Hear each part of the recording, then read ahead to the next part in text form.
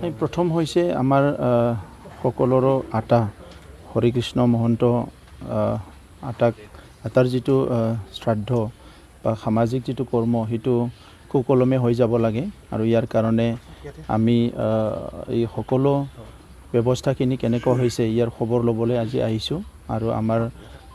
এই সত্ৰৰ লগত জড়িত ব্যক্তিসকলৰ লগতে অঞ্চলৰ বিভিন্ন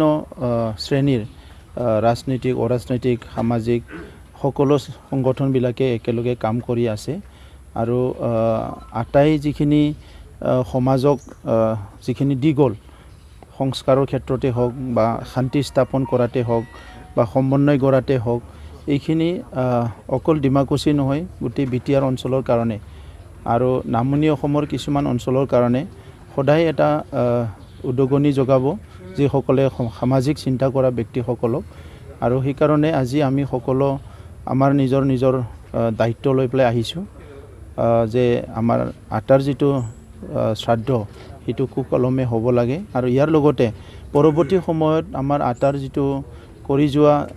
যিটো কৰ্মৰাজি সেইটো জীৱিত কৰি ৰখাৰ কাৰণে তেখেতৰ বিভিন্ন চিন্তাধাৰাবিলাক আমাৰ ৰাইজৰ মাজত প্ৰচাৰ কৰাৰ কাৰণে বা নৱপ্ৰজন্মক জনোৱাৰ কাৰণে আমাৰ সত্ৰৰ তৰফৰ পৰা যিবিলাক ব্যৱস্থা লৈছে সেইখিনি আমি বিটিআৰ চৰকাৰৰ পৰা সম্পূৰ্ণ সহযোগ কৰিম আৰু এতিয়া আমাৰ সমাজত ডাঙৰ সমস্যাই হৈছে যে এটা ভাল সুস্থ সমাজ গঢ়ি তোলা আৰু এনেকুৱা এজন ব্যক্তি ঈশ্বৰে আমাৰ মাজত পঠাই যিসকলে আমাৰ সমাজখনক আগৰ পৰা নেতৃত্ব দিয়ে আৰু সকলোকে লৈ পেলাই সাঙুৰি লৈ পেলাই এটা ভাল এটা পৰিৱেশ সৃষ্টি কৰি সমাজখন সংস্কাৰ কৰি এটা নতুন এটা পৰিৱেশ গঠন কৰে আৰু তেনেকুৱা ব্যক্তিবিলাক বিভিন্ন সময় হয় আৰু আজি ইয়াত আমি সকলোৱে জানো হৰিকৃষ্ণ মহন্ত আটাই ইয়াত দীৰ্ঘদিন থাকি বড়োলেণ্ড অঞ্চলৰ যিখিনি এটা ৰক্তাক্তক এটা পৰিৱেশ আছিলে হিংসাত্মক এটা পৰিৱেশ আছিলে এই গোটেই পৰিৱেশ তেখেতে হৃদয়ংগম কৰি এই অঞ্চলত কেনেকৈ শান্তি প্ৰতিষ্ঠা কৰিব লাগে জাতি জনগোষ্ঠীবিলাকক লৈ পেলাই একেলগে কেনেকৈ আগবাঢ়ি যাব লাগে এই কামবিলাক তেখেতে কৰি গৈছিলে আৰু সেইকাৰণে মই ব্যক্তিগতভাৱে তেখেতৰ ওচৰত বহুত ঋণী বুলি ক'ব লাগিব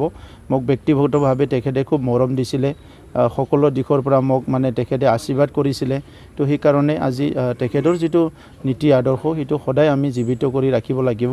আৰু আজি সত্ৰৰ তৰফৰ পৰা তেখেতৰ সৃষ্টিৰ আজি চিৰস্থায়ী কৰাৰ কাৰণে মোক কিছুমান মেমৰেণ্ডাম দিছে